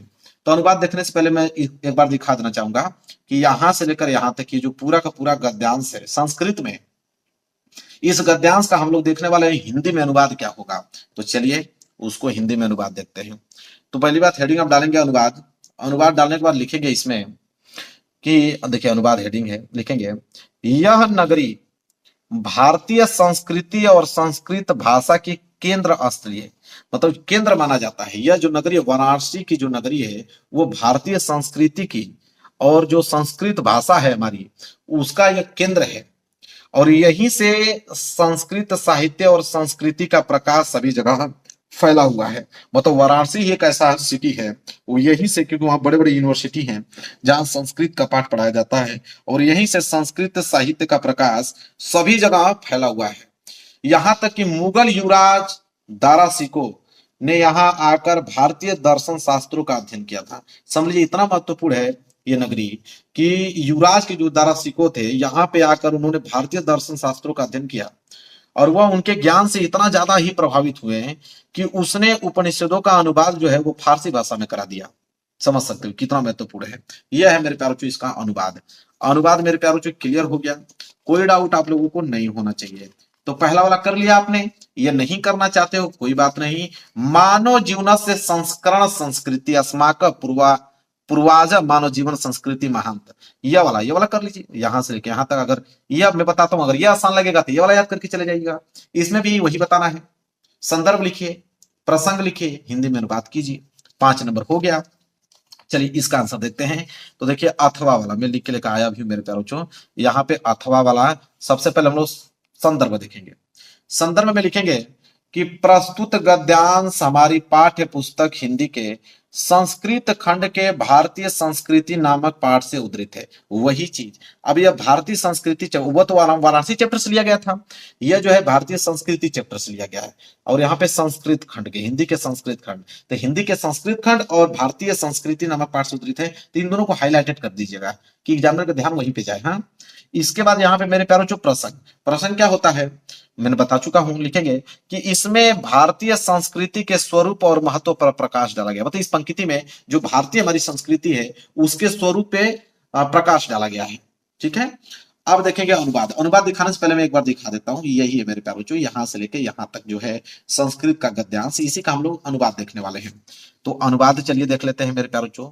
अनुवाद हेडिंग डालने के बाद लिखिएगा कि मानव जीवन को संवारना, मानव जो जीवन हमारा है उसको संवारना मतलब दोसाझी को दूर करना, उसको कह सकते हो संस्कृति है। मतलब हमारा जीवन जो मानव जीवन मिला है, तो मानव जीवन को बेहतरीन बनाने के लिए, उसे संवारने के लिए, ठीक है, उसे संवारते हैं, उसे ही हम क्या बोलते हैं मेरे प्यार, जो संस्कृति है वही हमारी। और हमारे पूर्वजों ने मानव जीवन को शुद्ध करने के लिए महान प्रयत्न किए। जो हमारे पूर्वज थे वो मानव जीवन को शुद्ध करने के लिए अच्छे रहन सहन, अच्छे बोल बाल, अच्छे संस्कृति लाने के लिए इसमें बहुत ज्यादा मेहनत किया, उन्होंने महान प्रयत्न किए हैं। उन्होंने हमारे जीवन के संस्कारों के लिए जिन आचारों और विचारों को दिखाया, वह सब हमारी क्या है, संस्कृति है। जो हमारे विचार, जो हमारे आचारों विचारों को उन्होंने एक रूल बनाया, सांस्कारिक रूल बनाया, ठीक है, कैसे रहना है, कैसे बैठना है, बड़ों को सम्मान करना है, जो भी चीजें उन्होंने नियम बनाया वही हमारी क्या है, संस्कृति है। यह अनुवाद है। क्लियर है मेरे प्यारे बच्चों? चलिए फटाफट 23वां प्रश्न का भी मैंने पोस्टमार्टम कर दिया। अब हम बढ़ेंगे प्रश्न नंबर 24 की तरफ। देखिए मेरे प्यारे बच्चों, एक एक प्रश्न आपको बताता चला हूं क्योंकि पेपर आने वाले हैं। पूरा डिटेल में समझा रहा हूं कि पूरा हिंदी में 70 में 70 नंबर लेकर आओ आप लोग। प्रश्न संख्या 24 क्या है? दिए गए संस्कृत पद्यांश, अभी हमने क्या देखा है, अभी संस्कृत का गद्यांश, ये आ गया संस्कृत का पद्यांश। तो दिए गए संस्कृत पद्यांश में से किसी एक का संदर्भ सहित हिंदी में अनुवाद कीजिए। और ये भी कितने नंबर के लिए मेरे प्यारे, 5 नंबर के लिए है। यह भी प्रश्न 5 नंबर के लिए है। तो चलिए देखिए, दो दिया इसमें भी, एक तो यह वाला दिया है और अथवा करके एक आपको यह दिया है। तो दोनों में से कोई एक ही करना है मेरे प्यारे बच्चों। आपका मन जो भी कीजिएगा, मैं तो दोनों का हल बताऊंगा आपको। मैं पढ़ के पहले सुना देता हूं। पहला वाला है कि मानो हितवा प्रियो भवती क्रोध हितवा न सोचती, कामर्थ हितवार्थवान भवती लोभ हितवा सुखी भवेत। इसका हमें मेरे प्यारे बच्चों संदर्भ सहित हिंदी में अनुवाद बताना है। ये भी सेम 5 नंबर का है। तो चलिए सबसे पहले इसका सोल्यूशन देखते हैं। प्रश्न नंबर 24। तो यहाँ पे देख पा रहे हो मेरे प्यारे बच्चों, प्रश्न नंबर 24। प्रश्न नंबर 24 में सबसे पहली हेडिंग है हमारी संदर्भ। संदर्भ में लिखेंगे कि प्रस्तुत श्लोक हमारी पाठ्य पुस्तक हिंदी के संस्कृत खंड के जीवन सूत्राणु पाठ से उद्धृत है। अब मतलब ये किस चैप्टर से लिया गया है? तो जीवन सूत्राणी चैप्टर से लिया गया है और हिंदी के संस्कृत खंड से लिया गया है। तो इन्हीं दोनों को आप लोगों को हाईलाइटेड करना। और ये क्या है? आपका श्लोक है। क्या है? श्लोक। तो इसी को ब्लैक पेन से हाईलाइटेड कर देना आप लोगों को। प्रसंग की अगर हम बात करें, प्रसंग में लिखेंगे कि इन श्लोकों में विभिन्न त्यागों के महत्व को दर्शाया गया है। मतलब कि आप अपने जीवन में किन चीजों को त्याग कर सकते हैं, वो इन श्लोकों में बताया गया है। जैसे देखिए अनुवाद देखेंगे, तो अनुवाद दिखाने से पहले मैं एक बार दिखा देता हूं कि मानो हित्वा प्रिय भौतिक क्रोध हित्वा न सोचती, कामर्थ हित्वा शुभ लो तो भौतिक लोग हित्वा सुखी भवेत। इसका हमें बताना मेरे प्यारे बच्चों हिंदी में अनुवाद। तो देखिए इसका हिंदी में अनुवाद क्या है? तो अनुवाद हेडिंग डालने के बाद हम लोग देखेंगे। तो यहाँ पे यक्ष जो है, यक्ष प्रश्न पूछते हैं युधिष्ठिर से, और यक्ष प्रश्न पूछते हैं युधिष्ठिर से और कहते हैं कि बताइए कि मनुष्य क्या छोड़कर प्रिय हो जाता है। मनुष्य किसको छोड़कर प्रिय हो जाता है, और मनुष्य क्या छोड़कर शोक नहीं करता है, और मनुष्य क्या छोड़कर धनवान हो जाता है, मनुष्य क्या छोड़कर सुखी होता है। यह प्रश्न पूछ रहे हैं यक्ष किससे? युधिष्ठिर से। तो युधिष्ठिर उसका जवाब देते हैं, कहते हैं कि मनुष्य जो होता है मेरे प्यारे, जो अहंकार छोड़कर प्रिय हो जाता है। अगर आपके पास बहुत ज्यादा अहंकार है, अहंकार को अगर आप त्याग देते हो तो सबके नजर में प्रिय हो, समझ लो। ठीक है, मनुष्य अहंकार छोड़कर प्रिय हो जाता है। मनुष्य जो है क्रोध को छोड़कर शोक नहीं करता है। मनुष्य क्रोध को छोड़कर शोक नहीं मनाता। और मनुष्य इच्छा, जिसे हम लोग कामना बोलते हैं, मनुष्य इच्छा को छोड़कर धनवान हो जाता है। अगर अपना इच्छा वो छोड़ दे तो जो जितना में है उतना में खुशी पूर्वक रहना पसंद करेगा। उसको 5 रुपया भी 5 करोड़ के बराबर लगेगा, वो उसमें सही से अपना जीवन यापन करने लगेगा। तो वही कह रहा है कि मनुष्य इच्छा छोड़कर धनवान हो जाता है। मनुष्य लोभ को छोड़कर सुखी हो जाता है। अगर लोभ आपके पास है, ठीक है, लोभ है, उसको अगर आपने छोड़ दिया तो आप लोग सुखी को प्राप्त आपने कर लिया। तो क्लियर है मेरे प्यार बच्चों? चलिए मैं इसका व्याख्या पूरा का पूरा इसका हिंदी में अनुवाद बता दिया। चलिए प्रश्न नंबर 24 भी बहुत अच्छे तरीके से मैंने इसको कवर करा दिया। याद करके जाइए, एग्जाम में बच के आना नहीं चाहिए। चलिए आगे बात करते हैं प्रश्न नंबर 25। देखिए मेरे प्यार बच्चों, प्रश्न नंबर 25, 25वां प्रश्न क्या है मेरे प्यार बच्चों? 25वां प्रश्न है कि अपने पठित खंड काव्य के आधार पर निम्नलिखित प्रश्नों में से किसी एक का उत्तर दीजिए। और 3 नंबर के लिए क्या है? खंड काव्य। क्या है मेरे प्यारे बच्चों? खंड काव्य। तो खंड काव्य तो बहुत है, 7-8 खंड काव्य पूछे जाते हैं आपके एग्जाम में। क्या सभी करने हैं? कौन सा करना है? तो मेरे प्यारे बच्चों यह आता आपके जिला वाइज। जो आपके जिला में पूछा जाएगा, जो आपके डिस्ट्रिक्ट में पूछा जाएगा, वही आपको खंड काव्य आपके एग्जाम में करने हैं। ठीक है, कोई दूसरा कर दोगे तो ये 3 नंबर आपका फ्री में गया। तो इसलिए आप क्वेश्चन बैंक में देख लेना कि जैसे मुक्ति दूध खंड काव्य दिया रहेगा ना, तो इसके नीचे कोष्टक में बनाकर आपको जिलों का नाम दिया रहेगा, तो उसमें देख लेना आपका जिला है कि नहीं। आपका जिला अगर उसमें नहीं है तो ज्योति जवाहर में देख लेना, किसी न किसी में आपका जिला जरूर मिल जाएगा, और जिसमें मिलेगा वही याद करके जाना है, वही एग्जाम में लिखना है। वैसे तो खंड काव्य बहुत है, देख लीजिए, जैसे में मुक्ति दूत है, देख लीजिए आपके सामने, ज्योति जवाहर दिया रहेगा, सभी दिया रहेगा, लेकिन करना वही होगा जो आपके डिस्ट्रिक्ट में पूछा जाता है। इसके बाद मेवाड़ मुकुट है, तो अग्र पूजा है, ठीक है, जैव सुबह से देख कर अब याद कर लीजिएगा पहले से ही। फिर मातृभूमि, इसके बाद कर्ण है, कर्ण के बाद यहाँ पे नीचे देखिए करमवीर है, करमवीर के बाद भी देखोगे तो यहाँ पे तुमुल है, ठीक है। तो इतने सारे हैं, जिला वाइज आता है मेरे प्यारे बच्चों, तो यहाँ पे कर लीजिएगा अपना। चलिए देखिए प्रश्न नंबर 26 मेरे प्यारे बच्चों, प्रश्न नंबर 26 का क वाला। तो प्रश्न नंबर 26 का क क्या है कि दिए गए लेखकों में से किसी एक का जीवन परिचय लिखते हुए उनकी एक प्रमुख रचना का उल्लेख कीजिए। और यह प्रश्न 5 नंबर के लिए है। ये मेरे प्यारे बच्चों जीवन परिचय आ गया, वो भी किसका, लेखक का। 3 नंबर तो जीवन परिचय पे और 2 नंबर रचना पे मिलता है, तो रचना बहुत ज्यादा इंपॉर्टेंट है।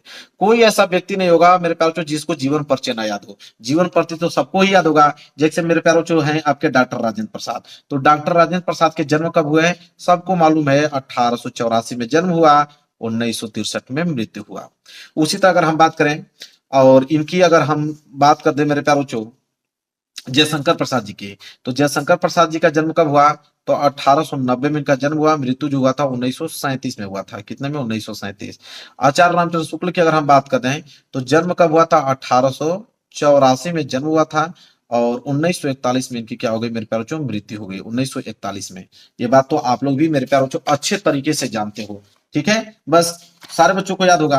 अगर हम रचना की बात करें तो आचार्य रामचंद्र शुक्ल की महत्वपूर्ण रचना जो है, जैसे चिंतामणि है, विचार विथि है, लिख लीजिएगा। और जयशंकर प्रसाद या तो होगा ही होगा आप लोगों को।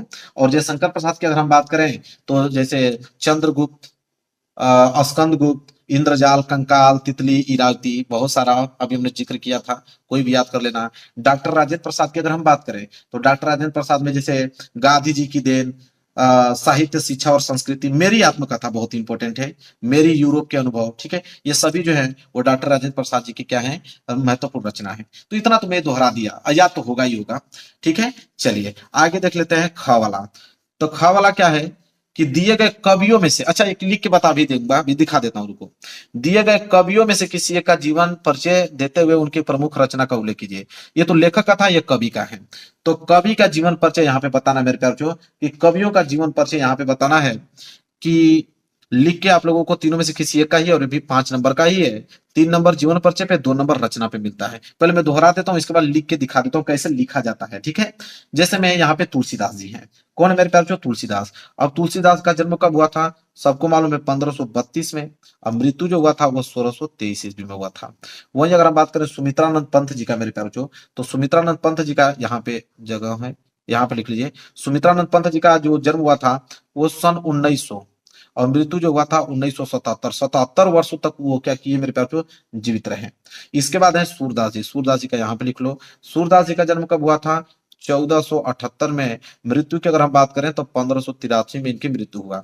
सब मैंने बता दिया, ठीक है, क्लियर मेरे प्यारे बच्चों। चलिए आप देखिए सूरदास, सूरदास जी की महत्वपूर्ण रचनाएं कौन है, सूर सागर, सूर सरावली, साहित्य लहरी। वहीं अगर सुमित्रानंद पंत जी की अगर हम बात करें तो जैसे वीणा हुआ, ग्रंथि, पल्लव, गुंजन, ठीक है, युगवाणी, युगांत, ये इनकी महत्वपूर्ण रचना है। और तुलसीदास की अगर हम बात करें तो रामचरितमानस तो आप लोग जानते ही हो, विनय पत्रिका है, ये 2 यादें काफी हैं।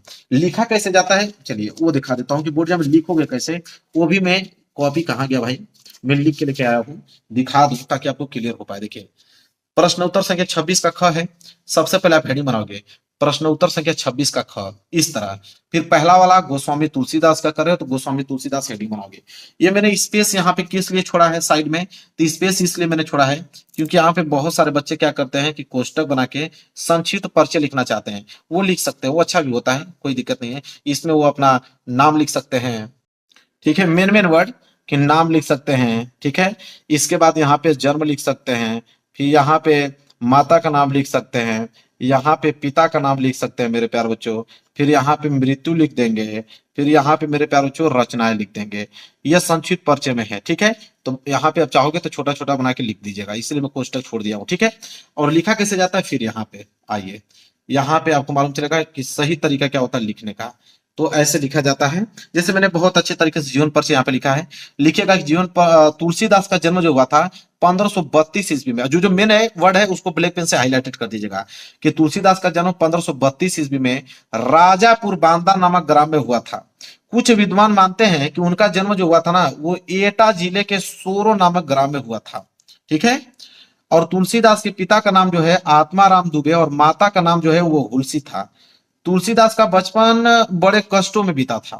तुलसीदास का विवाह जो हुआ था दीन बंधु पाठक की पुत्री रत्नावली से हुआ था। उनकी पत्नी बहुत ही सुंदर थी और तुलसीदास अपने पत्नी से अत्यधिक प्रेम करते थे। एक दिन उनकी पत्नी बिना बताए मायकी चली गई, तब तुलसीदास जी भी आधी रात आंधी तूफान का सामना करते हुए उनके पीछे पीछे ससुराल आ पहुंचे। और इन पर उनकी पत्नी ने उनको देखा तो कहा कि लाज ना आई आपको दौरे आई हूं साथ, ठीक है। कह रहे हैं कि पत्नी की इस फटकार ने तुलसीदास को संस्कारिक मोह माया से विरक्त कर दिया और तुलसीदास जी ने प्रसिद्ध ग्रंथ कौन रामचरितमानस की रचना की और 1623 ईस्वी में इनकी क्या हो गई, मृत्यु हो गई। कितना शॉर्ट फॉर्म में बहुत अच्छे से लिखा हूं, नीचे एक लाइन छोड़कर रचनाएं रामचरितमानस, विनय पत्रिका, कवितावली, गीतावली, दोहावली, इनकी महत्वपूर्ण रचनाएं हैं। तो यही तो तरीका होता है जीवन परिचय लिखने का। बस 5 नंबर मिल गया आप लोगों को। सब कुछ बता रहा हूं ना डिटेल में, ताकि आप लोगों का 1 नंबर भी छूटे ना एग्जाम में, कि पेपर बनने वाले हैं ये बात। और ये पूरा 70 में 70 नंबर आप लोगों को मेरे प्यारे बच्चों लाना है किसी कीमत पे। क्लियर है, कोई डाउट आप लोगों को नहीं होना चाहिए। सब समझ में आ रहा है आप लोगों को, क्लियर है मेरे प्यारे बच्चों। चलिए एक प्रश्न छूट गया था मेरे प्यारे बच्चों, पिछला प्रश्न छूट गया था, आप लोगों ने ध्यान नहीं दिया, न में ही ध्यान दिया। उसको मैं बता देता हूं तो आप कहोगे सब छोड़ दिए हैं। प्रश्न 24 वाला, ये वाला तो बता दिया था, मानव हिता प्रियो भौतिक क्रोधित्व सोचती, ये वाला बता दिया था।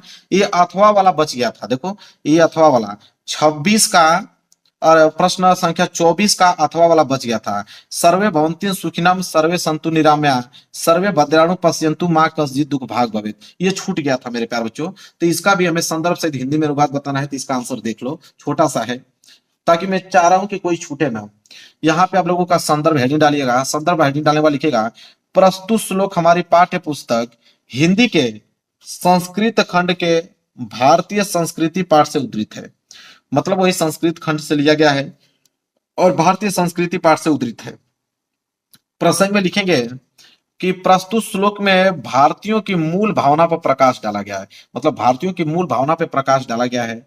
अनुवाद में लिखेंगे सर्वे भवन्ति सुखिनम सर्वे सन्तु निरामया सर्वे भद्राणु पश्यन्तु मां कश्चित् दुख भाग भवेत्, यही था ना। तो अनुवाद में हम लिखेंगे सर्वे भवन्ति सुखिनम, मतलब सभी सुखी हो, जितने लोग हैं सभी सुखी रहें, सब रोग रहित हो, किसी को रोग न हो, सब कल्याण को देखें, मतलब सब आगे बढ़े, अर्थात सभी कल्याण हो, कोई भी दुखी ना हो, अर्थात कोई भी दुख का भागी न बने। बस यही आंसर था, ये छूट गया था, मैं बता दिया भाई, नहीं तो आपको होगा सर वो प्रश्न आपने छोड़ दिया है, तो ये पूरा का पूरा बता दिया। क्लियर है, चलिए चलिए मेरे प्यारे बच्चों अगला प्रश्न देख लीजिए, प्रश्न नंबर 27, 26 तक कवर करा दिया था मैंने। 27वां प्रश्न क्या है कि अपने पाठ्य पुस्तक में से कंठस्थ कोई एक श्लोक लिखिए जो इस प्रश्न पत्र में न आया हो। तो एक श्लोक लिखना है जो इस पेपर में न आया हो। तो पेपर में न आया हो इसका क्या मतलब है, तो जो संस्कृत का मेरे प्यारे बच्चों जो श्लोक था, अभी आपने देखा पद, तो पद को ही संस्कृत के पद को ही श्लोक बोलते हैं। तो जो पेपर में आपका श्लोक दिया था, ये नहीं जो अभी मैंने कराया है सर्वे भवन्ति सुखिनम सर्वे सन्तु निरामया, ये श्लोक ही तो है, ये नहीं कि उठाकर फिर वही लिख दो, ठीक है। तो वो लिख दोगे तो नंबर नहीं मिलेगा। उसमें बोल रखा है कि जो इस प्रश्न पत्र में न आया हो, कोई अलग से लिखोगे तब जाके 2 नंबर आप लोगों को मिलेगा। तो मैं 2 लिख के लेके आया हूं, एक तो वही लिख के लेके आया हूं, एक अलग से लिख के लेके आया हूं। तो सर्वे भवन्ति सुखिनम सर्वे सन्तु निरामया सर्वे भद्राणु पश्यन्तु मां कश्चित् दुख भाग भवेत्, ये तो दूसरा है। और ये वाला पहला वाला तो दिया ही नहीं था, इसलिए ये वाला लिख के चले आना कि बंधम मरणम वापी जय वापी पराजया उभयत्र समो वीरः वीर भाव ही वीरता।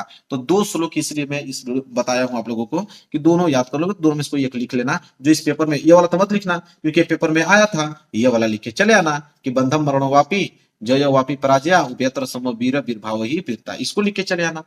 क्लियर है, चलिए मेरे प्यारे बच्चों आगे बढ़ते हैं। अगला प्रश्न देखिए क्या है। अगला प्रश्न है, यहाँ पे देख पा रहे हो प्रश्न नंबर 28।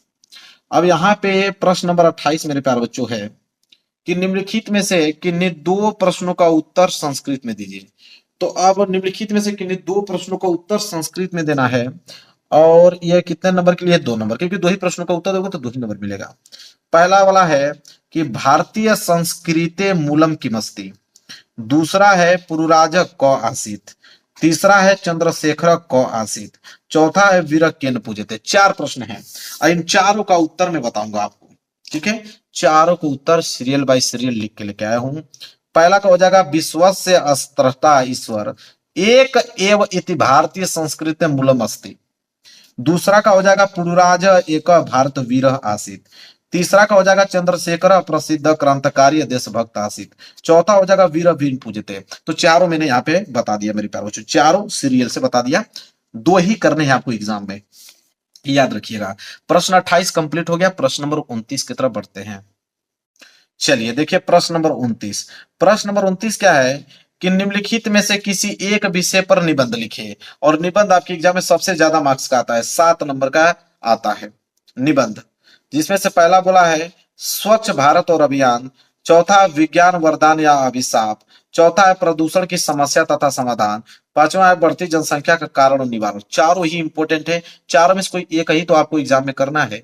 तो देखिए मैं निबंध लिखने का ट्रिक बताया हूं, हालांकि मैं इस वीडियो में ये वाला बता देता हूं, विज्ञान वरदान या अभिशाप इसका बता देता हूं। लेकिन एक चीज और समझ लो कि निबंध लिखने का ट्रिक मेरे चैनल पर उपलब्ध है। अगर आपको मालूम है कि निबंध कैसे लिखा जाता है, सर्च कर लेना कि निबंध लिखने का ट्रिक बाय सम्राट एकेडमी, आपके पास वीडियो आ जाएगा, वहां देख लीजिएगा आप लोग। ठीक है, हालांकि मैं एक बता देता हूँ विज्ञान का वरदान या अभिशाप पे निबंध कैसे लिखा जाता है। देखिए तो हम बताने वाले हैं विज्ञान के वरदान या अभिशाप पे। मेरी हेडिंग आपकी ये रहेगी विज्ञान वरदान या अभिशाप, या उसका चमत्कार भी पूछता है कि विज्ञान का चमत्कार बताइए। तो सभी चीजें जो भी पूछे यही लिखना है आपको। पहली हेडिंग आपकी रहेगी प्रस्तावना। प्रस्तावना हेडिंग बनाने के बाद आपको लिखना है कि आज का युग जो है विज्ञान का युग है। सब लोग जानते हैं कि आज का जो युग है विज्ञान का ही युग है, और हमारे जीवन का कोई भी क्षेत्र इससे अछूता नहीं है। ऐसा कोई भी क्षेत्र नहीं है जिसमें विज्ञान की देन न हो। प्राचीन काल में असंभव समझे जाने वाले तथ्यों को विज्ञान ने संभव कर दिखाया है। जो पहले यह लगता था कि नहीं हो पाएगा कभी भी, उसको असंभव करके दिखा दिए हैं लोग। चंद्रमा पे पहुंच जा रहे हैं। छोटी सी सुई से लेकर आकाश की दूरी नापने हवाई जहाज तक सभी विज्ञान की क्या है? देन है। बिल्कुल एकदम आम भाषा में लिख के आया हूं कि याद हो जाएगा। विज्ञान ने एक और मनुष्य को जहां अपार सुविधाएं प्रदान की है, वहीं दूसरी ओर दुर्भाग्यपूर्ण यह है कि नाभिकीय यंत्रों आदि के विध्वंसकारी आविष्कारों ने संपूर्ण मानव जाति को विनाश के कगार पर लाकर खड़ा कर दिया है। मतलब विज्ञान ने अगर आपको अच्छी चीजें दी है तो बुरी चीज भी दिया है। जैसे यहाँ पे बोला है मेरे प्यारों जो नाभिकीय यंत्रों, जैसे बंदूक हुआ, बम हुआ, ये सारी चीजें, ठीक है, बारूद हुआ, तो कह रहा है कि ये भी तो आप लोगों के वही कह रहा है कि ये सब विध्वंसकारी आविष्कारों ने संपूर्ण मानव जाति को विनाश कगार पर लाकर खड़ा कर दिया है। क्योंकि आजकल लोग लड़ाई झगड़ा कर रहे हैं उसी को लेकर, जिसके पास अधिक टेक्नोलॉजी, जिसके पास ज्यादा बारूद बम है, वो अपना आगे निकल रहे हैं। अतः एक और तो यह मनुष्य के लिए वरदान है, मतलब विज्ञान एक और तो वरदान है, वहीं दूसरी ओर अगर हम देखें तो यह समस्त मानव सभ्यता के लिए अभिशाप भी है। तो विज्ञान जो है एक और तो वरदान भी है, एक और अभिशाप भी है। ठीक है, इसके बाद अगली हेडिंग है विज्ञान वरदान के रूप में, कि विज्ञान वरदान के रूप में क्या भूमिका है विज्ञान का। लिखेंगे जैसे हर सिक्के के 2 पहलू होते हैं, ठीक उसी प्रकार विज्ञान ने जहां सुई का आविष्कार किया तो वही तलवार का भी। ऐसे में यदि हम विज्ञान के लाभों को देखें तो कुछ प्रमुख लाभ आपको बता रहे हैं, जिसमें से पहला लाभ है मनोरंजन के क्षेत्र में, कि मनोरंजन के क्षेत्र में विज्ञान का क्या योगदान रहा है। तो देख लीजिए, लिखेंगे मनोरंजन के क्षेत्र में विज्ञान जो है सचमुच में वरदान सिद्ध हुआ है। इसने हमारे लिए विभिन्न मनोरंजन के साधनों को उपलब्ध कराया है, और इस दृष्टि से दूरदर्शन की भूमिका सर्वाधिक महत्वपूर्ण है। इसके विभिन्न चैनलों से हम मनचाहे कार्यक्रम को देखकर पूरा मनोरंजन कर सकते हैं। आपको मालूम है कि टीवी है, अब टीवी में कोई भी मनोरंजन कार्यक्रम देखना है, मैच देखना है, धारावाहिक देखना है, जो भी देखना है, कौन सी मूवी देखना है, सब देख पा रहे हैं हम लोग। कह रहा है कि चलचित्र, वीडियो गेम भी आ गया है, फोटो कैमरा आ गया, टेप रिकॉर्डर आ गया, वीसीआर यहाँ पे आ गया, वीडियो कैसेट आ गया, आदि विज्ञान की ही तो देन है, जो कि क्या है? मनोरंजन के साधन है। तो मनोरंजन के क्षेत्र में विज्ञान, इस तरह आप लोगों को लिखना है। वहीं अगर हम बात करें तो दूसरा है चिकित्सा के क्षेत्र में विज्ञान, कि चिकित्सा के क्षेत्र में विज्ञान का क्या योगदान है। तो लिखेंगे कि विज्ञान ने चिकित्सा के क्षेत्र में अद्भुत प्रगति किया है। इसने विभिन्न प्रकार की शल्य चिकित्सा हमारे जीवन को बड़ा ही सुखमय बनाने का अवसर प्रदान किया है। एक्सरा आ गया है अब तो। एक्सरे के द्वारा शरीर के भीतर सूक्ष्म रोगों को देखकर बड़ी आसानी से उनको ठीक किया जाता है। आज के विज्ञान ने ब्रेन ट्यूमर, कैंसर हुआ, क्षय रोग जिसे हम लोग टीबी बोलते हैं, टेटनस आदि प्राण घातक असाध्य रोगों को भी साध्य बनाकर हमारे जीवन को पूर्णतः स्वस्थ रखने में योगदान प्रदान किए हैं। देखिए बिल्कुल आम भाषा में लिख रहा हूं, किसी को भी याद हो जाएगा। यह है चिकित्सा के क्षेत्र में विज्ञान।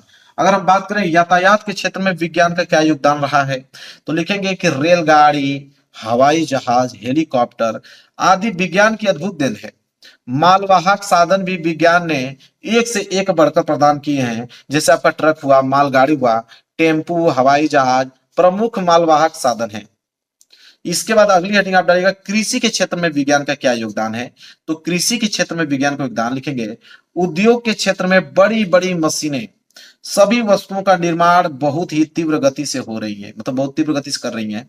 अब कहाँ लोग हाथों से काम कर रहे हैं, सब अब गेहूं हुआ जो भी अब इस समय सीजन चल रहा है आप लोगों का धान का, धान काटने वाला मशीन आ गया, सब वही काट रहे हैं।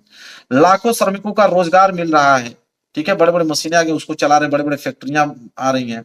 बड़े बड़े उद्योगों का चालन इन विशालकाय मशीनों के बल पर ही क्या है संभव हुआ है। इसके बाद विज्ञान के अभिशाप के रूप में, विज्ञान के वरदान हमने देख लिया, विज्ञान के अभिशाप भी देख लीजिए कि उसके बुरा प्रभाव क्या है विज्ञान। तो विज्ञान के अभिशाप के रूप में लिखेंगे, जहां एक और विज्ञान ने मानव जीवन को आसान कर दिया, वहीं दूसरी ओर विज्ञान के बढ़ते प्रभाव से आज मानवीय श्रम की जगह यंत्रों ने ले लिया है, जिससे समाज के बेकारी की समस्या खड़ी हो गई है। इतना ही नहीं, वो विज्ञान की ताकत का ही प्रभाव था कि हिरोशिमा और नागासाकी को नामो निशान तक मिट गया। वहां पे इतने बारूद, इतने वहां पे वो चलाए गए, ठीक है, बम वगैरह। वही बोला ना कि जहां हुए परमाणु बम के हमले, परमाणु बम के हमले से क्या हो गया, सब खत्म हो गया।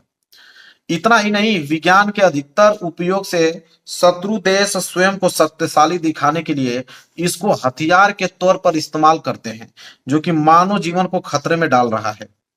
साथ ही आने वाले समय में रोबोट के इस्तेमाल से मानव जीवन के अस्तित्व पर संकट आ सकता है, क्योंकि जो रोबोट बन रहे हैं आगे चल के हमको लग रहा है कि पूरा धरती रोबोट से ही ना हो जाए। ठीक है, क्योंकि रोबोट सारे काम करते हैं, आपको मालूम है, क्योंकि यदि मशीन का प्रयोग गलत हाथों में पहुंच जाए तो वह घातक सिद्ध हो सकता है।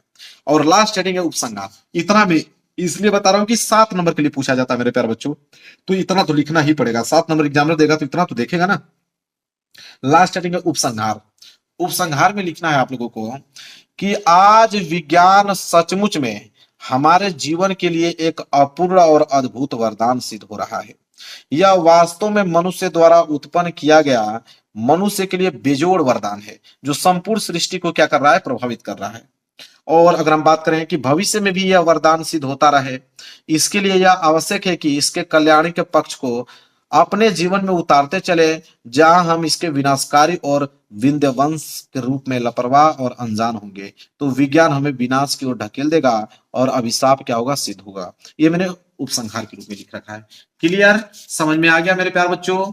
चलिए आगे बढ़ते हैं। 30वां प्रश्न, और इस हिंदी के पेपर का लास्ट प्रश्न है 30वां प्रश्न। क्या है 30वां प्रश्न, उसको देखते हैं मेरे प्यारे बच्चों। तो 30वां प्रश्न है पत्र लेखन, और 4 नंबर के लिए पत्र लेखन पूछे जाते हैं आपके एग्जाम में। मैं थोड़ा बड़ा कर देता हूं। 30वां प्रश्न है, अपने क्षेत्र में व्याप्त गंदगी के कारण उत्पन्न डेंगू व मलेरिया जैसी भयंकर बीमारियों की जानकारी किसी दैनिक पत्र के संपादक को देते हुए पत्र लिखिए। मतलब आपके क्षेत्र में बहुत सारी गंदगी फैल गई है, जिससे डेंगू और मलेरिया फैल रहा है, तो उस बीमारी को जानकारी अगर किसी दैनिक पत्र के संपादक को देना है तो कैसे पत्र लिखोगे। इसके बाद अगर नहीं करना चाहते हो तो अथवा करके एक ऑप्शन और आपके पास है कि आपकी बहन कस्बे से, मतलब गांव से अपनी पढ़ाई पूरी कर आगे शिक्षा के लिए बड़े नगर में गई है, तो नगर के वातावरण में संभावित परेशानियों की चर्चा करते हुए उनसे बचने के तरीके उस पत्र द्वारा समझाना है। और ये प्रश्न भी कितने नंबर के लिए, 4 नंबर के लिए। कोई नहीं, यही वाला देख लेते हैं। देखिए कैसे पत्र लिखना है। पत्र लिखने का तरीका क्या होना चाहिए, सबसे पहले उनका एड्रेस आप लिखिए कि कहाँ रहती हैं। तो C40 मथुरा रोड, नई दिल्ली, ये उनका एड्रेस है जहां बहन रहती है। दिनांक, डेट यहाँ पे लिख लीजिएगा। डेट लिखने के बाद इस साइड आ जाइए। इस साइड आप लिखेंगे मेरे प्यारे बच्चों क्या, कि प्रिय बहन मृणाल, मतलब उसका जो भी नाम होगा, तो प्रिय बहन मृणाल बहुत प्यार, फिर इसके बाद एक्सक्लेमेशन का चिन्ह या कामा का चिन्ह लगा के आप लिखना प्रारंभ कर दीजिएगा पूरी कहानी। कह रहा है कि बहुत दिनों से तुम्हें पत्र लिखना चाह रही थी, मतलब एक बहन दूसरे बहन से कह रही है कि बहुत दिनों से तुम्हें पत्र लिखना चाह रही थी, परंतु व्यस्तता के कारण नहीं लिख पाई, मतलब व्यस्त होने के कारण नहीं लिख पाई। आशा करती हूँ तुम वहां भली प्रकार से होगी, अच्छे तरीके से होगी। हमारे लिए बहुत गर्व की बात है कि तुम्हें अच्छे कॉलेज में पढ़ने का सुनहरा अवसर मिला। ईश्वर से यही कामना करती हूँ कि जिस प्रकार तुम इतने छोटे स्थान से निकलकर बड़े शहर में जा सकी हो, उसी प्रकार जीवन में आगे भी उन्नति करो। यह बात कभी मत भूलना कि वहां जाने का तुम्हारा लक्ष्य क्या है मृणाल। विद्यार्थी जीवन जो होता है वो पढ़ने लिखने के लिए होता है। यही समय होता है जब हम अपने भविष्य की नींव रखते हैं, और अपना बहुमूल्य समय पढ़ने लिखने के स्थान पर फैशन में व व्यर्थ के क्रियाकलापों में लगाना जो है वो सही नहीं होगा। यदि तुम पढ़ाई लिखाई छोड़कर फैशन के नाम पर समय नष्ट करते रहोगे तो दिशा भटक जाओगी और अपने भविष्य के साथ खिलवाड़ कर बैठोगी। पिताजी को हमसे बहुत आशाएं हैं और हमारी शिक्षा में कोई बाधा ना आए, इसके लिए वह दिन रात परिश्रम कर रहे हैं। पढ़ाई पर ध्यान देकर ही हम अपने जीवन में आगे बढ़ सकते हैं और पिताजी का हाथ जो है वो बटा सकते हैं। आशा करती हूँ कि तुम मेरे इस पत्र को गंभीरता से लोगी और अपना ध्यान अपनी पढ़ाई में लगाओगी। ठीक है, इसके बाद तुम्हारी बड़ी बहन और अवसर। ठीक है, अवसर नाम मत लिखिएगा, अवसर लिख दीजिएगा।